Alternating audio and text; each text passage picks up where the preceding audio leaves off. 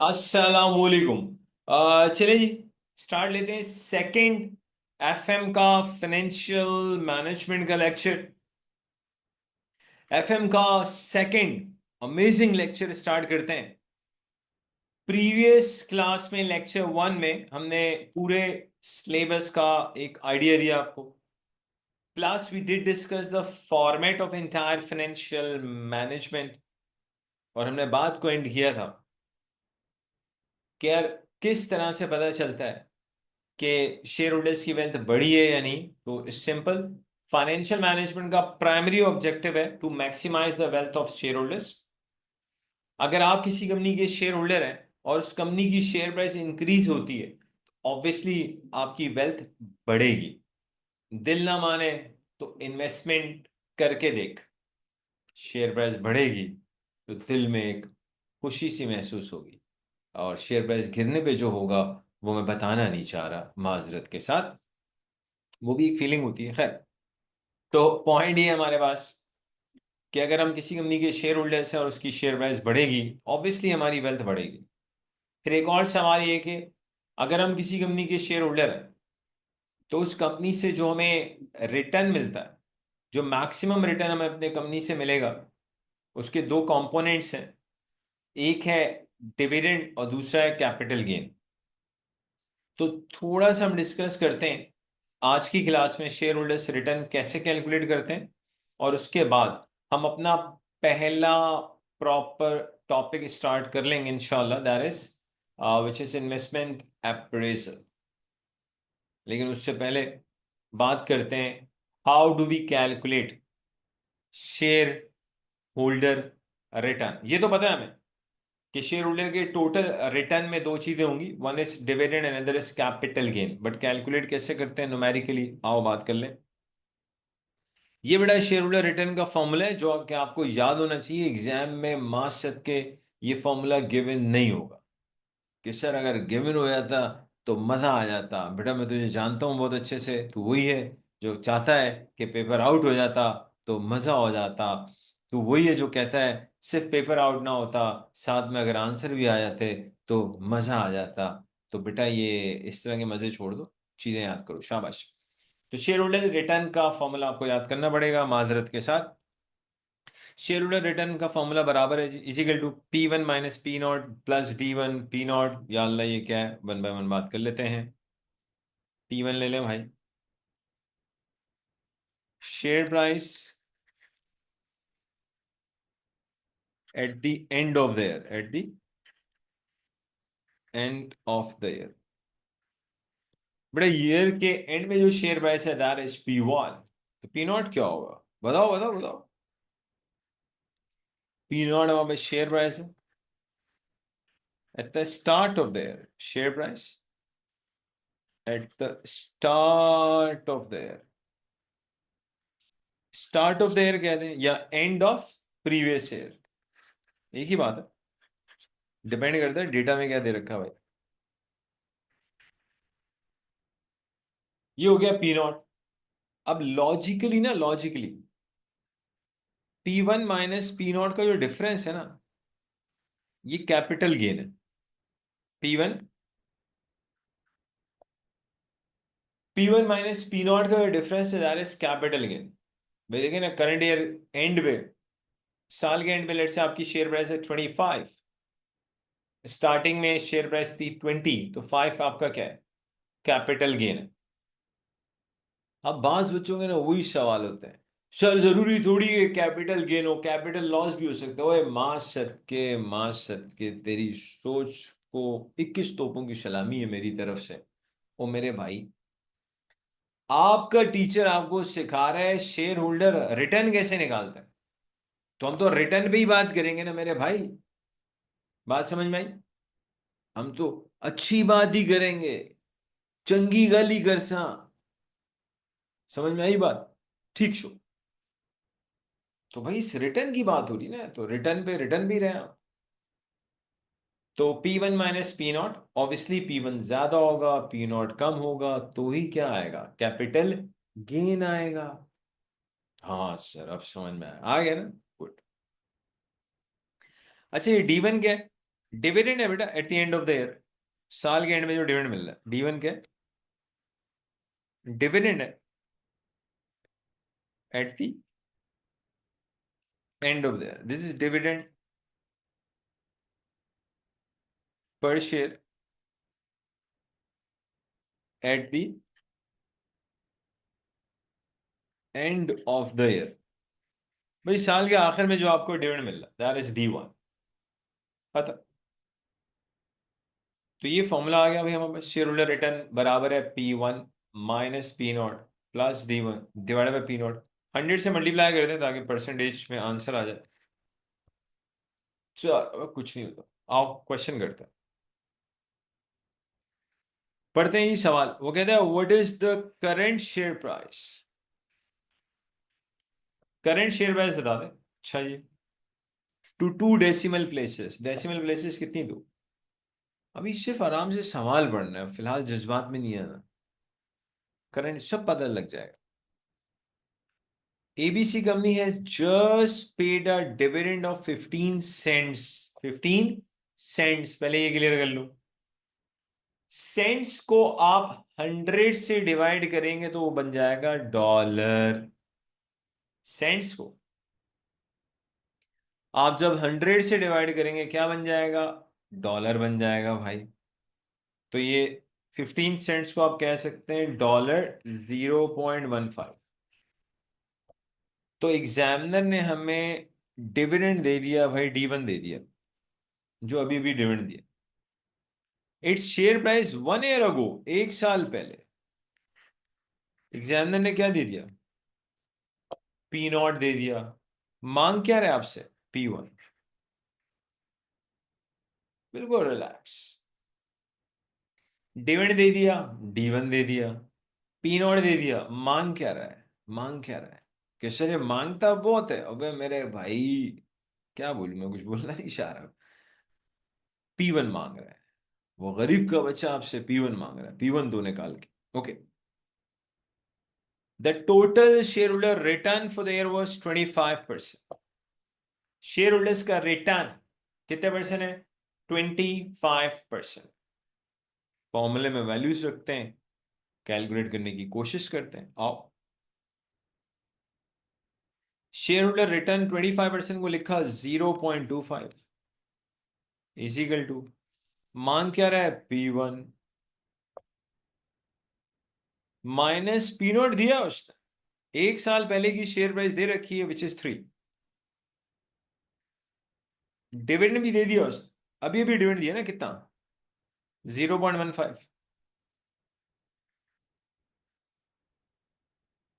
P0 से divide करेंगे which is 3। अब 100 नहीं लिखेंगे भाई, क्योंकि 25% है, उसको एक्चुअली मैंने 100 से क्या कर दिया? डिवाइड। 0.25 आ गया। अच्छा जी, अब क्या करें? P1 निकालना है। ओके, 3 डिवाइड हो रहा है इजिकल टू भी उस तरफ आएगा तो क्या होगा? मल्टीप्लाई। 0.25 मल्टीप्लाई बाय 3, ये आ रहा है भाई 0.75। 0.25 मल्टीप्लाई बाय 3 बना 0.75 इजिकल टू P1 -3 है और प्लस 0.15 है, नेट ऑफ हो जाएगा भाई। -3 प्लस 0.15, ये बना, ये बना, ये बना, देखना पड़ेगा भाई। 3 माइनस 0.15, ये बना बेटा -2.85। अब माइनस नेगेटिव में 2.85 इजिकल टू के उस तरफ जाएगा तो पॉजिटिव में आ जाएगा, तो 0.75 is equal to P1 plus plus plus इस तरफ लेकर आओ, 2.85 इजिकल टू P1। तो ये लीजिए, P1 आ गया जो उसने आपसे मांगा था 2 डेसिमल तक। 3.6 आगे जीरो लगा लेते हैं। 3.60 आता है आपका करंट शेयर प्राइस। बिल्कुल आप चेक कर लें, बिल्कुल एक एक चीज आपको एक्सप्लेन की। शेयर होल्डर का रिटर्न का फॉर्मूला, फिर इनपुट, सब मेरे लिहाज से कोई इशू नहीं होना चाहिए। स्टिल मसला हो पूछ सकते हैं भाई आप। अगले क्वेश्चन पर आए। और मैं चाहूंगा, इस सवाल को मैं रीड तो कर रहा हूं, लेकिन मैं चाहूंगा आप सवाल मेरे साथ पढ़ें, उसके बाद वीडियो को पॉज करें, फिर रिटर्न करें, फिर अपना आंसर मेरे आंसर से कंपेयर करें और चेक करें कि क्या हम दोनों का आंसर सेम है, क्या वाकई सेम है। देखते हैं, तो बात कर लेते हैं भाई। वो कह रहा है what is the share holder return to one decimal. इस दफा आपसे शेयर होल्डर का रिटर्न मांग। सर हमने कहा था आपको ये बहुत मांगता है, अबे मेरे भाई। शेयर होल्डर रिटर्न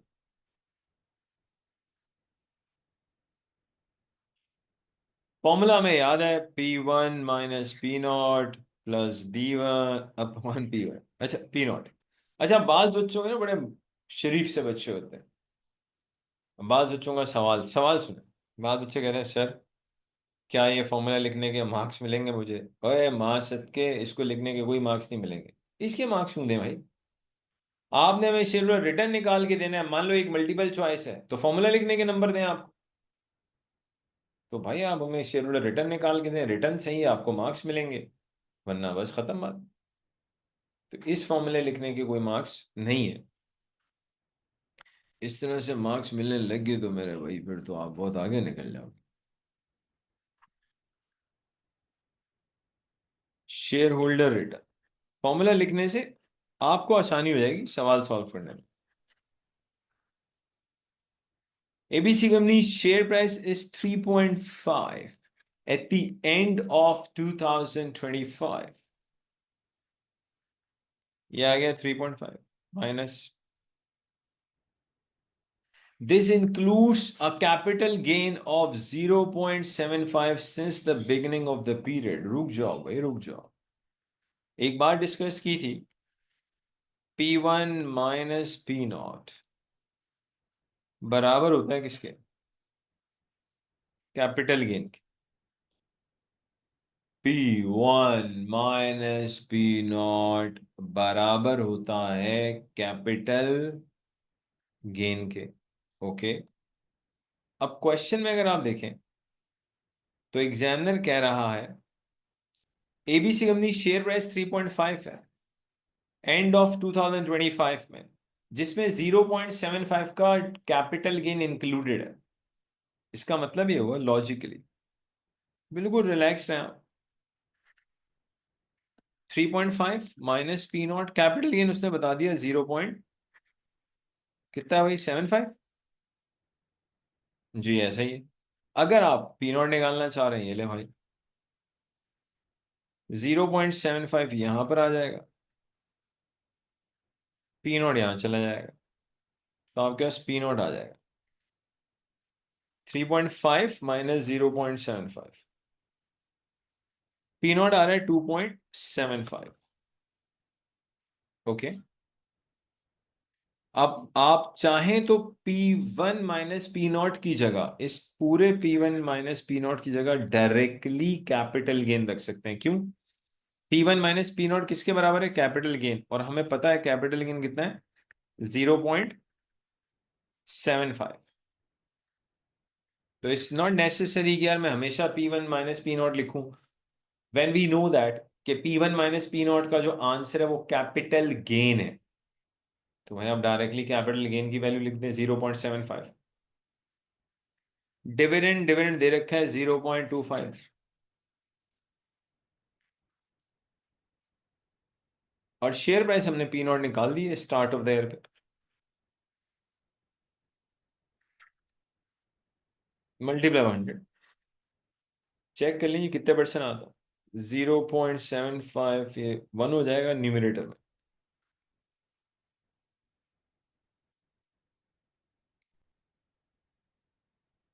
बेटा 1 डेसिमल का है उसने,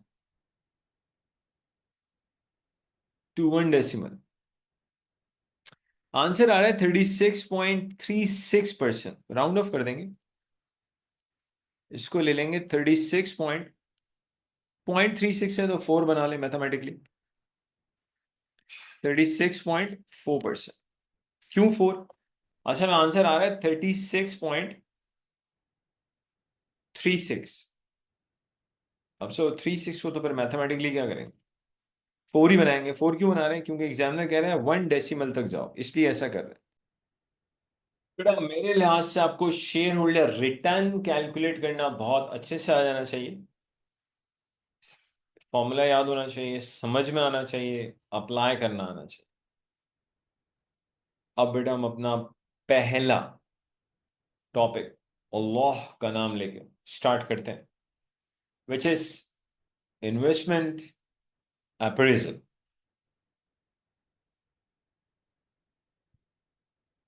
चलें बात करते हैं इन्वेस्टमेंट अप्रेजल की।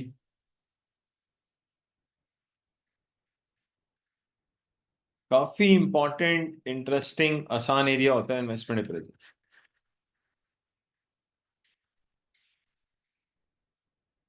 इन्वेस्टमेंट अप्रेजल पहले हल्का सा आइडिया, फिर हम इन्वेस्टमेंट अप्रेजल की चारों टेक्निक्स पे बात करेंगे, कौन सी टेक्निक्स हैं, क्या है, सारे टॉपिक्स भी लिख दूंगा। रिलैक्स, हर चीज आएगी इंशाल्लाह, स्लोली एंड ग्रेजुअली बात करते हैं।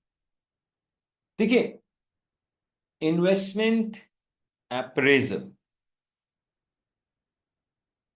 जब सिर्फ अप्रेजल की बात करते हैं तो हम, अगर एक प्रोजेक्ट है आपके सामने, सिर्फ एक प्रोजेक्ट है, तो फिर इन्वेस्टमेंट अप्रेजल का मतलब होगा एक्सेप्ट और रिजेक्ट। भाई एक ही प्रोजेक्ट है ना, क्या करोगे बताओ उसको, या तो एक्सेप्ट करोगे या रिजेक्ट करोगे। गुड। 50 प्रोजेक्ट्स हैं आपके सामने मान लो, और किसी एक को ऑप्ट करना है, तो ये एक अलग इन्वेस्टमेंट अप्रेजल का एरिया है। इसमें तो बेसिकली मैं 50 में से किसी एक को ऑप्ट करना है तो उसी को ऑप्ट करूंगा जो सबसे ज्यादा बेनिफिशियल होगा हमारे लिए। कैसे पता चलेगा कौन सा ज्यादा बेनिफिशियल है, बताएंगे इंशाल्लाह। फिलहाल वापस आते हैं, सिंगल प्रोजेक्ट है, या तो हम एक्सेप्ट करेंगे या रिजेक्ट। बहुत से प्रोजेक्ट हैं तो किसी और एक को ऑप्ट करना है, उसी को लेंगे जो हमारी कंपनी के लिए सबसे ज्यादा बेनिफिशियल है। और मेनली कौन सी टर्म्स में? फाइनेंशियल टर्म्स में, पैसों की जबान में। कि सर पैसों की भी जबान होती है, हाँ मासक के, उसी की जबान होती है जो बहुत से लोगों को समझ में आती है, और बहुत से अपनों के बीच में भी वो जबान आ जाती है, आना नहीं चाहिए, आ जाती है। चले खैर वापस आओ, इन्वेस्टमेंट अप्रेजल। ठीक है जी, अब बात समझते हैं। देखिए, जब हम इन्वेस्टमेंट अप्रेजल की बात करेंगे तो पहले तो आपको यह पता होना चाहिए कॉन्सेप्चुअली हम किसी भी प्रोजेक्ट में इन्वेस्टमेंट क्यों करते हैं। दो रीजन होती है, दो में से कोई एक रीजन होगी, दो, there will be one reason out of two, तो ही आप इन्वेस्ट करते हैं, वरना आप नहीं करोगे। नंबर वन, नीड है भाई आपकी, आपकी नीड थी तो आपने इन्वेस्टमेंट की। अब सर नीड थी तो, यार नीड है तो इन्वेस्टमेंट करोगे ना। मान लो आपके पास एक प्रॉपर्टी प्लान एंड इक्विपमेंट है which is approaching towards its end of useful life, जो अपनी यूजफुल लाइफ के एंड पे जा रहा है, तो बेटा उसको रिप्लेस तो करना पड़ेगा ना। नए प्रॉपर्टी प्लान एंड इक्विपमेंट में इन्वेस्टमेंट तो करनी पड़ेगी, जरूरत है भाई। तो यानी कि हम इन्वेस्टमेंट जब कर रहे होते हैं तो एक वजह, एक रीजन उसकी क्या होगी, हमारी नीड, जरूरत, तो हम इन्वेस्ट करेंगे। लेकिन जरूरी नहीं है that all the time investment we are making investment because of our need. ऐसा भी हो सकता है कि आपने जो इन्वेस्टमेंट की है वो किसी आइडिया जनरेशन का रिजल्ट हो। मान लो आपने, कि टॉप ने, कंपनी ने बीओडी की मीटिंग बुलाई, अज्यूमिंग, और वो कह रहे हैं यार लेट्स ब्रेन स्टॉर्मिंग सेशन चल रहा है, बोले यार आइडियाज दो, कहाँ कहाँ इन्वेस्ट कर सकते हैं, क्या कर सकते हैं। बहुत से आइडियाज सामने आते हैं, और फिर हम इन्वेस्टमेंट की बात कर रहे होते हैं। इसका मतलब यार कि इन्वेस्टमेंट या तो हमारी नीड थी, या जो हमने इन्वेस्टमेंट की वो हमारे किसी आइडिया जनरेशन का रिजल्ट है। चलो आइडिया जनरेशन पे बात कर लेते हैं।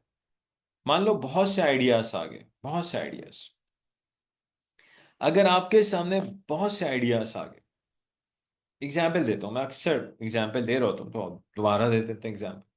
अज्यूमिंग प्रीवियसली हमारे यहाँ एक होटल था शेरिटन, फिर बाद में मूव इन पिक ने एक्वायर कर लिया। अज्यूम कर लो कि मूव इन पिक ने अपने बीओडी को बुलाया और कहा यार कोई आइडिया जनरेशन करें कि हमें क्या करना चाहिए। इन्वेस्ट करने के लिए, कुछ नया करना चाहिए। एक ने का एक काम करते हैं, मूव इन पिक में हम बेसिकली कुछ शेफ बनाने के कोर्सेस स्टार्ट कर लेते हैं, कुछ लोगों को कुकिंग के कोर्सेस स्टार्ट कर लेते हैं, वन पॉसिबिलिटी। किसी ने कहा sir travel and tourism start कर देते हैं मूव इन पिक के नाम से, अनदर पॉसिबिलिटी। किसी ने कहा सर हम टेलरिंग की फैसिलिटीज भी दे देते हैं। किसी ने कहा सर हम सैलून की भी फैसिलिटीज पे चले जाते हैं। तो बहुत से आइडियाज आ रहे हैं। जब बहुत से आइडियाज आ जाते हैं तो फिर उन आइडियाज में से बहुत से आइडियाज को हम एलिमिनेट करते हैं। हर आइडिया जो जनरेट हुआ उस पर इन्वेस्टमेंट थोड़ी होगी। अब हमें यह भी देखना होता है कि भाई इतने ज्यादा आइडियाज जनरेट हो गए, इसमें से कौन सा हमारे लिए सूटेबल है, किसके लिए हमारे पास स्किल्स एक्सपर्टीज मौजूद है ताकि हम वो काम कर सकें। हर आइडिया पे काम थोड़ी करेंगे यार। अब मूवी देखने का भाई नहीं, ये सैलून वगैरह समझ में नहीं आता, हटाओ इसको। अच्छा भाई, मूवी देखने यार जो ज्यादा समझ में आता है ना, वो चले समझ में आता है कि चलो यार कुकिंग के कुछ कोर्सेस लॉन्च कर लेते हैं। तो जब बहुत से आइडियाज जनरेट करती है कंपनी, तो फिर बहुत से आइडियाज जनरेट करने के बाद कुछ आइडियाज को इसलिए एलिमिनेट कर दिया जाता है कि यार सूट नहीं करेंगे हमें। कुछ को इस वजह से भी हटा देंगे कि यार एक्सपर्टीज ही नहीं है हमारे पास की। तो फिर बहुत से जो आइडियाज जनरेट होंगे उनमें से वो आइडिया लिया जाएगा जो बेसिकली हमें सूट भी करता है, एक्सपर्टीज भी है और हम वो काम कर सकते हैं। अच्छा जी, बात क्लियर हो रही है भाई? बहुत से आइडियाज के साथ क्या करेंगे? डन। हर आइडिया पे काम नहीं होता। अच्छा, या बहुत से आइडियाज थे, फिर एक आधा आइडिया को चूज कर लिया। अब सिर्फ सिर्फ आइडिया आपने सेलेक्ट कर लिया बेटा। उसके बाद फिर आपकी कंपनी फाइनेंस रेस करने की तरफ जाएगी कि यार पैसा रेस करो। पैसा रेस कर लिया तो फिर क्या करो? इन्वेस्ट करो। इन्वेस्ट करने के बाद प्रॉपर मॉनिटरिंग होती है। मॉनिटरिंग अगर आप नहीं करेंगे तो जिन ऑब्जेक्टिव्स के लिए आपने इन्वेस्टमेंट की है वो ऑब्जेक्टिव आपका अचीव ही नहीं होगा। इन्वेस्टमेंट करके छोड़ दें सर, मॉनिटरिंग ही ना करें, you will not be able to get the desire result from that project. Continuous monitoring चाहिए। तो पॉइंट हमारे पास क्या है? इन्वेस्टमेंट हो रही है या तो नीड है या आइडिया जनरेशन है, फिर बहुत से आइडियाज में से उस आइडिया को सिलेक्ट किया जो हमें सूट कर रहा था, फिर उसके लिए पैसा रेस किया, फिर इन्वेस्टमेंट की, फिर मॉनिटरिंग चल रही है ताकि इस चीज को मेक श्योर किया जाए कि जिस ऑब्जेक्टिव के लिए हमने इन्वेस्टमेंट की है वो ऑब्जेक्टिव अचीव हो सके। और वो सबसे बड़ा ऑब्जेक्टिव क्या है? To maximise the wealth of share holders. Okay, ये तो एक हल्का सा मैंने आपको इन्वेस्टमेंट अप्रेजल का आइडिया दिया। अब बात करते हैं फाइनेंशियल मैनेजमेंट में, एक और चीज क्लियर कर देता हूं। फाइनेंशियल मैनेजमेंट में वो तमाम शॉर्टकट्स जो एसीसी के पेपर में अवेलेबल है वो सारे शॉर्टकट्स आपको सिखाए जाएंगे। स्प्रेडशीट पे वो सारे शॉर्टकट्स विच आर अवेलेबल देखें, वरना एक्सेल एक पूरी दुनिया है, वो नहीं सीखना। इस पेपर के लिए जो शॉर्टकट्स अवेलेबल हैं जो आपको यूज भी करने हैं वो आपका भाई आपको बताएगा। ठीक हो गया भाई? अब बात कर लेते हैं इन्वेस्टमेंट अप्रेजल की। फाइनेंशियल मैनेजमेंट में इन्वेस्टमेंट अप्रेजल के अंदर आपके सिलेबस में 4 टेक्निक्स हैं जो हर एफएम के स्टूडेंट को बहुत तमीज से आनी चाहिए। देखते हैं भाई वो कौन सी टेक्निक्स है। एक है एनपीवी, नेट प्रेजेंट वैल्यू। ये टेक्निक मेरी बड़ी पर्सनल फेवरेट टेक्निक है। एक और है IRR, internal rate of return. ये मेरी बड़ी पर्सनल फेवरेट टेक्निक है। एक और है पे बैक पीरियड। ये मेरी बड़ी पर्सनल फेवरेट टेक्निक है। और fourth, accounting rate of return, जिससे एग्जामिनर रोस भी कहता है, रिटर्न ऑन कैपिटल एम्प्लॉयड भी कहता है, ये भी मेरी पर्सनल फेवरेट है। लो दोस्तों सर, सारी फेवरेट है क्या? All of the techniques are my personal favourite. I think now it's better. अच्छा, ये चारों टेक्निक्स आपको इंशाल्लाह पढ़ाई जाएंगी, पता होनी चाहिए। देखिए, ये अगर है इन्वेस्टमेंट अप्रेजल की बात करेंगे, फाइनेंशियल मैनेजमेंट की बात करेंगे, चारों टेक्निक्स पे बेहतरीन, अच्छी, सुथरी ग्रिप होनी चाहिए। ओके, इसके बाद आप पढ़ेंगे भाई sensitivity analysis.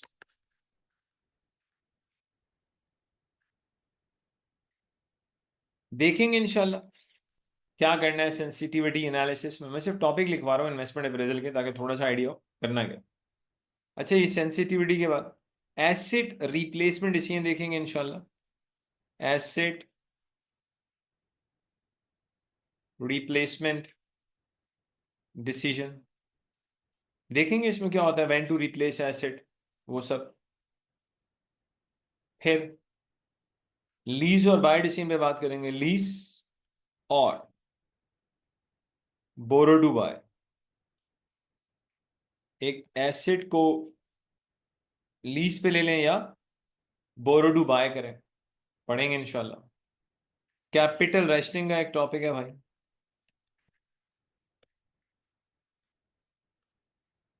Capital rationing, expected value of NPV पे भी बात करेंगे। तो ये कुछ हमारे पास इन्वेस्टमेंट अप्रेजल के टॉपिक्स हैं, जो आपको बीच में ईटीसी भी डाल देते हैं ताकि भाई आपको मसला ना हो। मतलब ये वो इन्वेस्टमेंट अप्रेजल के टॉपिक्स हैं जिसपे आपको बहुत अच्छे से ग्रिप होनी चाहिए। बट ऑब्वियसली हम वन बाय वन बात करेंगे। ये मैं, अच्छा सर ये टॉपिक्स क्यों लिखे, इसलिए लिखे भाई, बाज बच्चे ना बच्चे ही होते हैं, उनका बड़े होने का कोई मूड नहीं होता। वो कहते हैं यार हम तो बच्चे हैं। यार ये गलत है मेरे भाई। जैसे हमारे यहाँ अल्लाह माफ करे, आपको पता है, बच्चे जो है ना, यकीन माने 30 30 साल तक पढ़ाई करते रहते हैं, पढ़ाई पूरी नहीं होती। और पेरेंट्स कह रहे होते हैं ये तो बच्चा है हमारा, ये तो मुन्ना है, ये मुन्ना है, वह 30 का हो गया है, 30 का।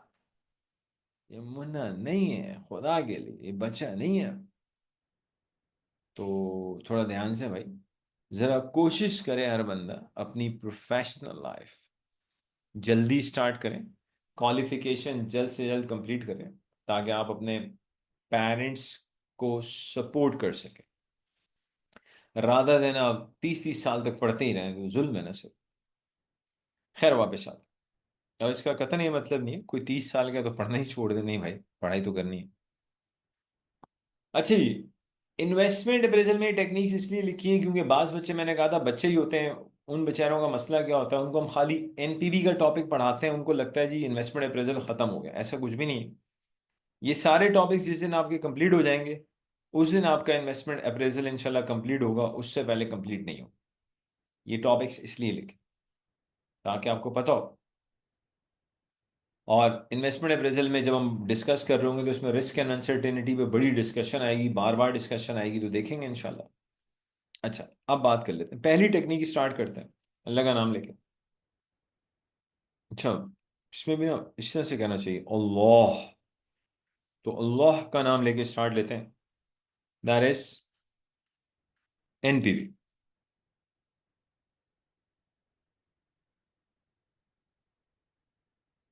Net present value. अब यार एनपीवी एग्जैक्टली क्या है, इसकी इंटरप्रिटेशन क्या है, आखिर ये है क्या, कैसे आएगी एनपीवी, क्यों आएगी एनपीवी। अरे आपका भाई बताएगा ना, सबर मेरा भाई, हौसला, तसल्ला रखो, तसल्ला, तसल्ली से आपका काम नहीं बनेगा मेरे भाई। तसल्ला रखो, रिलैक्स। जब एफएम के अमेजिंग लेक्चर ले रहे हो तो तसल्ला, तसल्ला। हाँ, एनबीवी, नेट प्रेजेंट वैल्यू क्या है, कैसे आएगी, कैसे कैलकुलेट करेंगे, इसकी इंटरप्रिटेशन क्या हो, सब पता लग जाएगा। उससे पहले कुछ बेसिक कॉन्सेप्ट्स पता होने चाहिए, ताकि फिर हम स्लोली एंड ग्रेजुअली एनपीवी पे आ सके। ओके, पहला पॉइंट। अभी एनपीवी से पे आने से पहले कुछ बेसिक बात। पहला पॉइंट याद रखिएगा, जब भी हम किसी प्रोजेक्ट में इन्वेस्टमेंट करेंगे, जब भी हम किसी प्रोजेक्ट में इन्वेस्टमेंट करेंगे, अबे कभी ना कभी तो इन्वेस्ट करोगे। Could be any month, any year, any day, कुछ भी हो सकता है सर। कभी तो इन्वेस्ट करोगे ना। पॉइंट ऑफ इन्वेस्टमेंट को, the day we make investment, उसे फाइनेंशियल मैनेजमेंट में टाइम जीरो, ईयर जीरो कहते हैं। क्यों?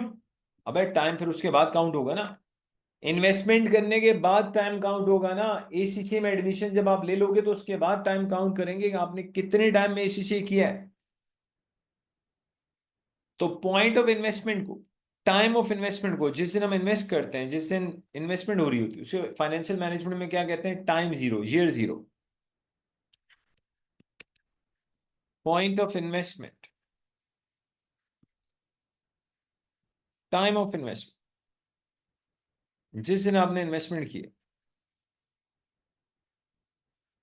उसको फाइनेंशियल मैनेजमेंट में क्या कहते हैं भाई? Year zero. या यूं कह लें, क्या कहेंगे? Time zero. टाइम जीरो को हम कैसे लिखा करेंगे, वो भी बता देता हूँ भाई, नया मसला होगा ना। उसे हम लिखा करेंगे टी जीरो। बस एक चीज सीख ली भाई, अब ये लैंग्वेज है यार, कि जिस दिन इन्वेस्टमेंट करते हैं उसको फाइनेंशियल मैनेजमेंट में टाइम जीरो कहते हैं, ईयर जीरो कहते हैं। ओके। अगली चीज, अब देखो, एनपीवी कैलकुलेट करने के अपने प्रिंसिपल्स हैं, अपने रूल्स हैं, लेकिन मैं पहली क्लास में रूल्स पे नहीं जाऊंगा। आप कह सकते हैं सर ये तो दूसरी क्लास है। अबे मेरे भाई, एनपीवी की तो पहली है ना। हाँ आप सही, एनपीवी की तो पहली मानते हो ना यार आप। तो भाई, आज की क्लास में एनपीवी के जो अपने बेसिक प्रिंसिपल्स हैं उन पे नहीं जाएंगे। नेक्स्ट क्लास में उन तमाम प्रिंसिपल्स की हम बात करेंगे इंशाल्लाह, क्योंकि एनपीवी कैलकुलेट करने की भी प्रिंसिपल्स हैं। फिलहाल कुछ और बेसिक बात हो रही है। पहला पॉइंट सीखा, जिस दिन इन्वेस्टमेंट करते हैं उसको फाइनेंशियल मैनेजमेंट में टाइम जीरो कहते हैं, ईयर जीरो कहते हैं। ओके जी। अगली चीज सुनना, अब जब आप किसी प्रोजेक्ट में इन्वेस्टमेंट करोगे तो बेटा आउटफ्लो हो रहा होगा, इनफ्लोस होंगे, आउटफ्लोस होंगे। इन्वेस्टमेंट की फॉर्म में इन्वेस्ट आपका आउटफ्लो हो रहा है, जिसको इनिशियल इन्वेस्टमेंट कहते हैं। सेल की फॉर्म में इनफ्लो हो रहा है। अब सेल ही थोड़ी होगी, आपके कॉस्ट भी लगेगी, लेट से वेरिएबल कॉस्ट लग रही है, आउटफ्लो। प्रोजेक्ट की वजह से कोई फिक्स कॉस्ट लग रही है, आउटफ्लो। आप टैक्स दे रहे हैं, आउटफ्लो। तो सिर्फ इनफ्लोस नहीं होते। जब हम किसी प्रोजेक्ट में इन्वेस्टमेंट करते हैं तो आउटफ्लोस भी होंगे, इनफ्लोस भी होंगे। उनको नेट ऑफ करके हम डिसाइड करेंगे कि यार इन्वेस्ट करें ना करें। मैं फिर रिपीट कर रहा हूं, एनपीवी के प्रॉपर प्रिंसिपल्स सारे के सारे अगली क्लास में इंशाल्लाह डिस्कस करेंगे, जिसमें हम ये देखेंगे एग्जैक्टली एनपीवी निकालने से पहले हमें कौन से प्रिंसिपल्स का ख्याल रखना है। फिलहाल हम उस पर नहीं जा रहे। फिलहाल एक बेसिक सा क्वेश्चन देखते हैं, देखते हैं ये सवाल है क्या। इनिशियल इन्वेस्टमेंट ले लेते हैं। मान लो एक प्रोजेक्ट की इनिशियल इन्वेस्टमेंट है 100,000, 1 लाख।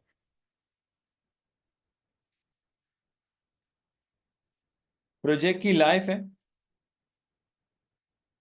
4 इयर्स।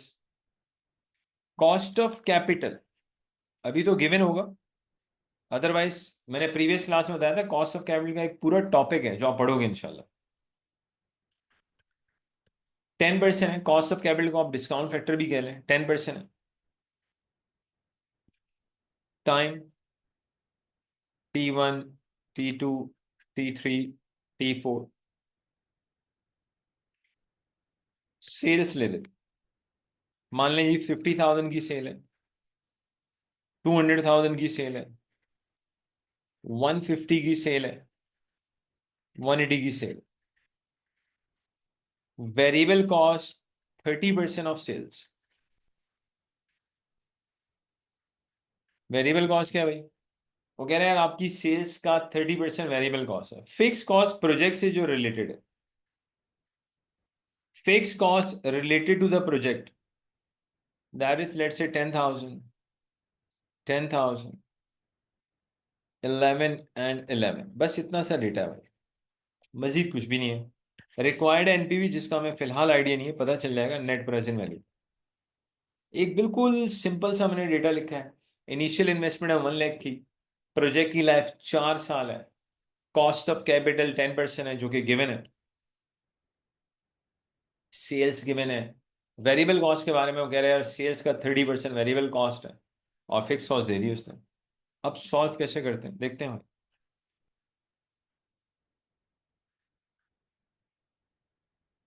सबसे पहले आप एक टाइमलाइन बना लें, timeline. T0 means point of investment, जिस दिन आप इन्वेस्टमेंट करते हैं उसे टाइम जीरो कहते हैं। जिस दिन आप इन्वेस्टमेंट करते हो उसको टाइम जीरो कहते हैं, ठीक है। T1,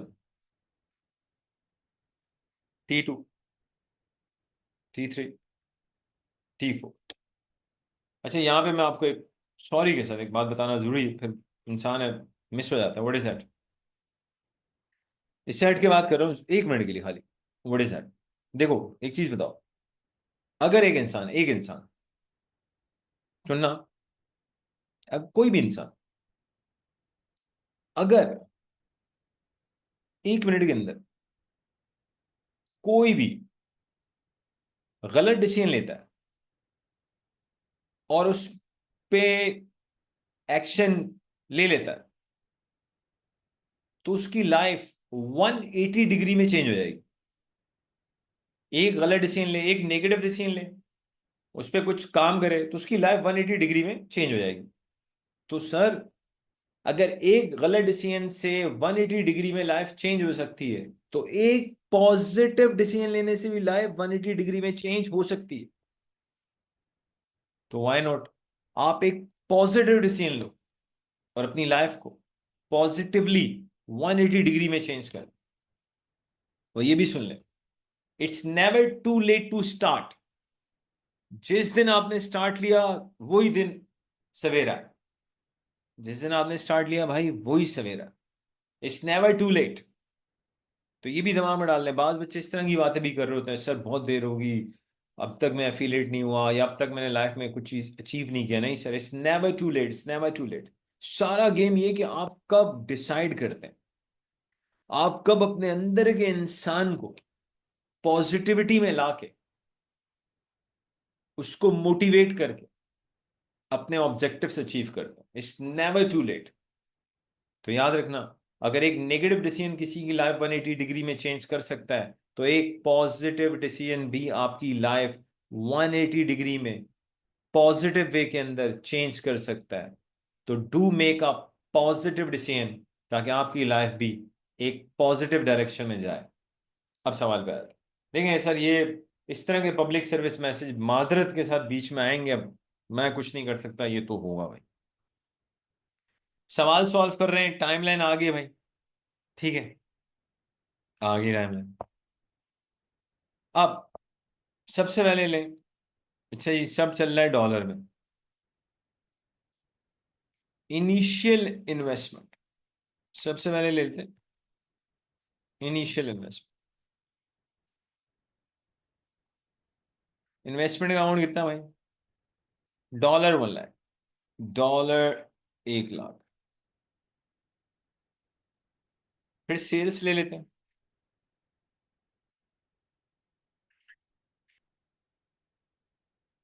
सेल्स हैं जी 50,000, 2 लाख, 150, 180। सेल है 50, 200,000, 150, 180। वेरिएबल कॉस्ट बेटा सेल्स का 30%। वेरिएबल कॉस्ट सेल्स का 30% है। तो 50,000 का 30% लें, 15,000। ऑफ कोर्स एक आउटफ्लो है। 2 लाख का 30% लेंगे, 60,000। एग्जामिनर को बता भी दें भाई, 30% multiply by sales, this is how we are calculating. 150 का 30 मेरे लिहाज से तो 45 होना चाहिए, यस।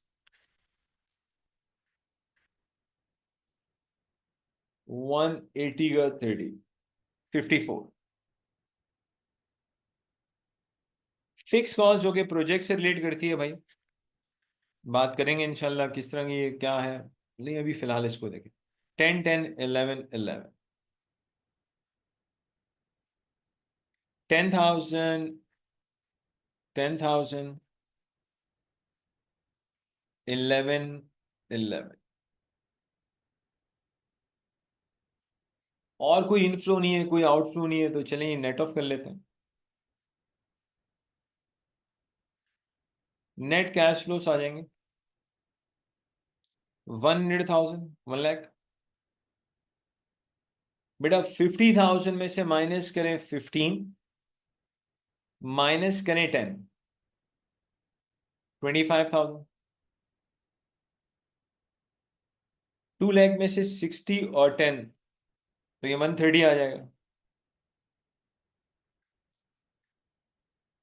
1,50,000 में से 45 और 11 माइनस कर दो, 94। रिकैलकुलेट कर लेते हैं। 150 माइनस 45 माइनस 11, ठीक है भाई। फिर 180 माइनस 54 माइनस 11, 1,15,000। अब ना काम का पॉइंट आ रहा है, वो क्या? अब देखिए समझने वाला पॉइंट। T0 तो आज का दिन हो गया। देखो T0 आज की बात है। आज जो भी अमाउंट होता है वो प्रेजेंट वैल्यू टर्म्स में होता है। लेकिन इशू क्या है? इशू समझना। देखो लॉजिकली ना T0 से T1 में 1 साल का गैप है। T1 मीन्स 1 साल।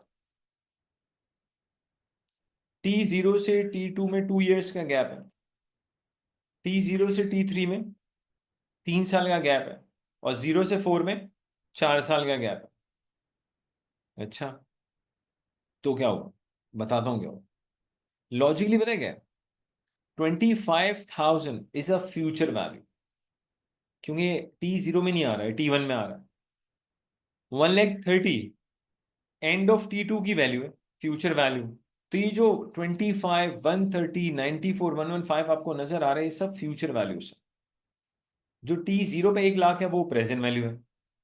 तो हमें करना क्या होगा? हमें बेसिकली फ्यूचर की वैल्यू को डिस्काउंटिंग करके,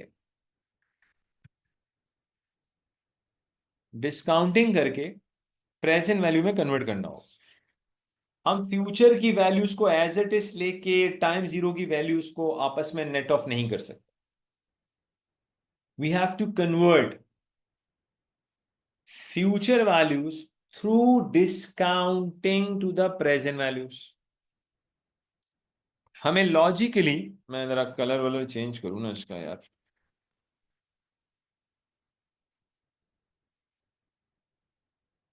हमें लॉजिकली अरे क्या हो गया, तो आई नहीं ना आगे। हमें लॉजिकली 25,000 की डिस्काउंटिंग के बाद इसको T0 पे लाना होगा। हमें 130 को डिस्काउंट करने के बाद T0 पे लाना होगा। 94 को T0 पे डिस्काउंटिंग के बाद लाना होगा। 115 को भी डिस्काउंटिंग के बाद T0 पे लाना होगा। जब ये सब चारों फ्यूचर की वैल्यूज प्रेजेंट वैल्यू में कन्वर्ट हो जाएंगी तो हम नेट ऑफ कर सकते हैं। ओके, अब डिस्काउंटिंग के लिए चाहिए डिस्काउंट फैक्टर। और एग्जामिनर ने जो आपको कॉस्ट ऑफ कैपिटल दिया है उससे हम आराम से डिस्काउंट फैक्टर निकाल सकते हैं।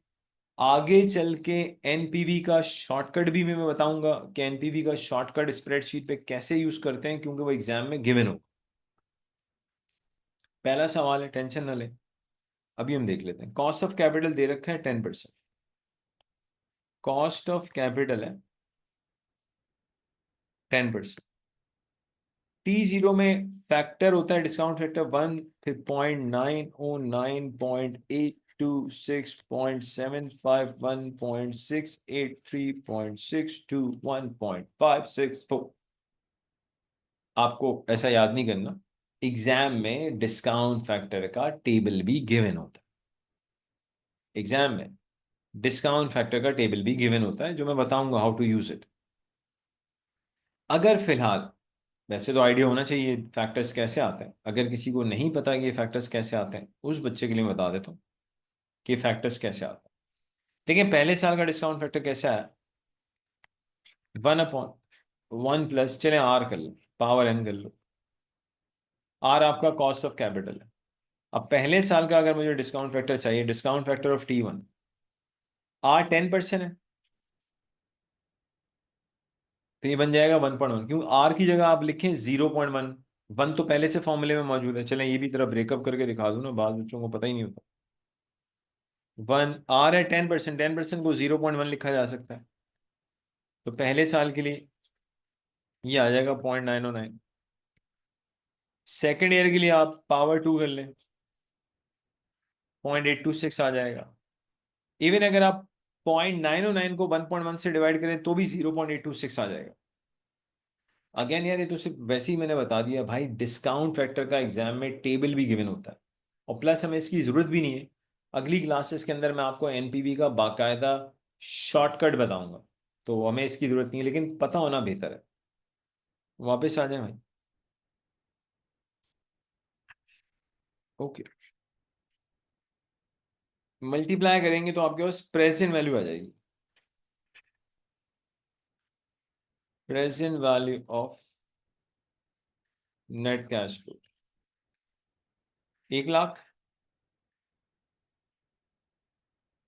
25,000 को 0.909 से मल्टीप्लाई कर, ये आ रहा है भाई 22,725। 1,30,000 को मल्टीप्लाई कर दें 0.826 से, ये आ रहा है 1,07,380। 94 को मल्टीप्लाई कर दें 0.751 से, 70,594। 1,15,000 को आप मल्टीप्लाई कर दें 0.683 से, 78,545। एक चीज देख लें, जब फ्यूचर वैल्यू को की डिस्काउंटिंग करके प्रेजेंट वैल्यू में कन्वर्ट करते हैं तो वैल्यू बढ़ती नहीं है, कम होती है। जब फ्यूचर की वैल्यू को आज की वैल्यू में कन्वर्ट करते हैं थ्रू डिस्काउंटिंग, चेक कर लें, वैल्यू बढ़ती नहीं बल्कि कम होती है। अब हम क्या करेंगे, अब इनको नेट ऑफ कर सकते हैं। नेट प्रेजेंट वैल्यू -1 लाख है। अब इन चारों को ऐड करो, 22,725 प्लस 1,07,380 प्लस 70,594 प्लस 78,545, ये आ रहा है बेटा 2,79,244। तो फाइनल जो एनपीवी आ रही है positive, net present value positive 1,79,244।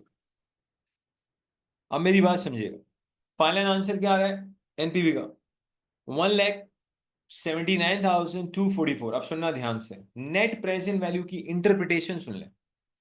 आप देखें फाइनल आंसर जो आया ना, फाइनल 1,79,244, यहां तक आते हुए आपने इनिशियल इन्वेस्टमेंट भी माइनस कर दी, आपने वेरिएबल कॉस्ट भी माइनस कर दी, आपने फिक्स कॉस्ट भी माइनस कर दी, और आपने फ्यूचर की वैल्यूज की जब डिस्काउंटिंग की तो वैल्यू बढ़ी नहीं बल्कि कम हो गई,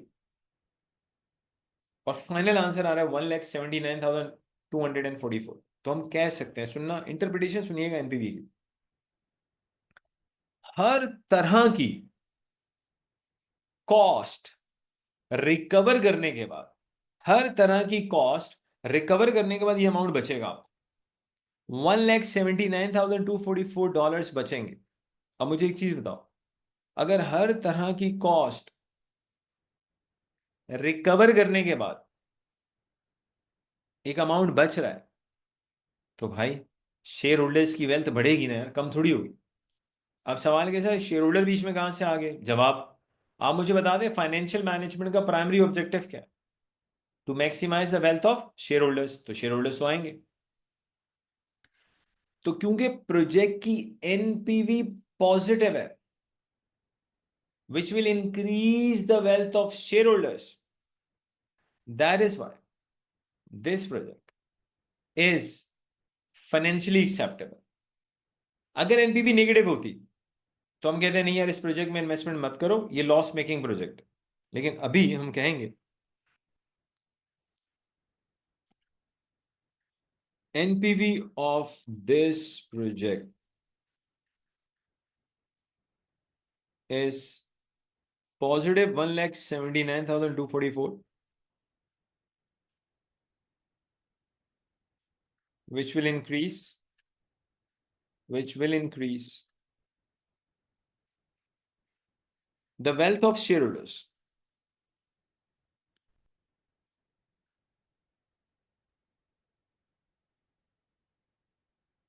Therefore, project is financially acceptable. Project is financially acceptable. भाई फाइनेंशियली प्रोजेक्ट क्या एक्सेप्टेबल है, और हम फाइनेंशियल ग्राउंड्स पे डिसीजन लेना है भाई। आप डिसीजन नॉन फाइनेंशियल ग्राउंड्स पे नहीं लेंगे, सिर्फ फाइनेंशियल ग्राउंड्स पे ही लेंगे। तो भाई मेरे लिहाज से काफी चीजें समझ में आनी चाहिए। अब सुन लें भाई, नेक्स्ट क्लास में इंशाल्लाह हम एनपीवी, नेट प्रेजेंट वैल्यू के प्रिंसिपल्स की बात करेंगे। यार एनपीवी कैलकुलेट करने के प्रिंसिपल क्या है, किन चीजों का ख्याल रखना होता है, तो सारे अब हम नेक्स्ट क्लास में जो सबसे मेन पॉइंट होगा जिस पर डिस्कशन होगी वो होगी एनपीवी कैलकुलेट करने के प्रिंसिपल। आज की क्लास में, अब as compare to the first class आपने देखा होगा इसमें हमने काफी चीजें अल्हम्दुलिल्लाह डिस्कस की। बस एक पब्लिक सर्विस मैसेज पे हम क्लास को एंड करते हैं। वो क्या है सर? पब्लिक सर्विस मैसेज है कि प्लीज खुदा के लिए, खुदा के लिए आप अपने लिए एटलीस्ट 45 मिनट्स निकालें, वर्कआउट की आदत डालें। हमारी नेशन ओबेसिटी के अंदर, मोटापे में भी बहुत आगे निकल रही है भाई। तो आप तो एक यंग अवाम हो भाई हमारी, ख्याल रखें अपना। जब आप इंटरव्यू देने जाते हैं, मैं बता रहा हूं, जिसने इंटरव्यू देना होता है वो आपको भी देख रहा होता है कि सर हम इंटरव्यू देंगे, देखेगा तो सही, ओ भाई रे भाई फिजिक को भी देख रहा होता है, मादरत के साथ, कि यहां से अंटोले निकले हुए हैं, वहां से लव हैंडल निकले हुए हैं। तो सर इंटरव्यू लेने वाला भी थोड़ा डर जाता है, कहता है भाई ये तो अपना ख्याल नहीं रख सकता, हमारा ख्याल कहाँ से रखेगा। तो ये आज का पब्लिक सर्विस मैसेज है, प्लीज अपने लिए, अपने लिए 45 मिनट्स एटलीस्ट निकालें for the workout, at least 45 minutes.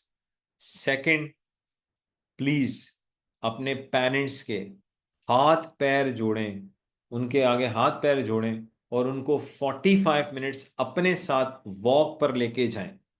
थोड़े से रिस्पॉन्सिबल बने, उनका ख्याल रखें। तो सर यहाँ पे क्लास को एंड करते हैं इस पब्लिक सर्विस मैसेज से। थैंक यू वेरी मच, मिलते हैं नेक्स्ट क्लास में। आज की क्लास आपको कैसी लगी कमेंट ज़रूर लिखिएगा हमारे व्हाट्सएप के चैनल पे। Thank you very much. बाकी आप एनरोल्ड होंगे तो आपको पूरा सिलेबस मिलेगा जी इंशाल्लाह। बाकी चीज़ें मैं आपको बता चुका हूँ भाई। एफएम में आपका भाई अल्हम्दुलिल्लाह वर्ल्ड टॉप प्रोड्यूस कर चुका है, एएफएम में वर्ल्ड टॉप है, टैक्स में वर्ल्ड टॉप है, एटीएक्स में लातादाद पोजीशन है माशाल्लाह, एसबीआर में पोजीशंस हैं, पीएम में भाई 85 मार्क्स पोजीशन होल्डर अल्हम्दुलिल्लाह प्रोड्यूस कर चुका है। तो टेंशन क्या, एफआर में 92 मार्क्स पोजीशन होल्डर। तो रिलैक्स मेरे भाई, आप एएसए को ज्वाइन करें सर, आपको किसी पेपर में मसला नहीं होगा। मतलब एफआईए से लेके लास्ट आपका ट्रिपल ए तक पूरी फैकल्टी मौजूद है, टॉप नॉच, एक से बढ़ के एक हंगड़ किस्म का हमारे पास टीचर अल्हम्दुलिल्लाह। आपने एनरोल्ड होना है, हमारी जो इंस्ट्रक्शंस उसको फॉलो करना है, आप पास हो जाएंगे इंशाल्लाह। ठीक है जी। So thank you very much जी, अपना ख्याल रखें, मिलते हैं नेक्स्ट क्लास में इंशाल्लाह।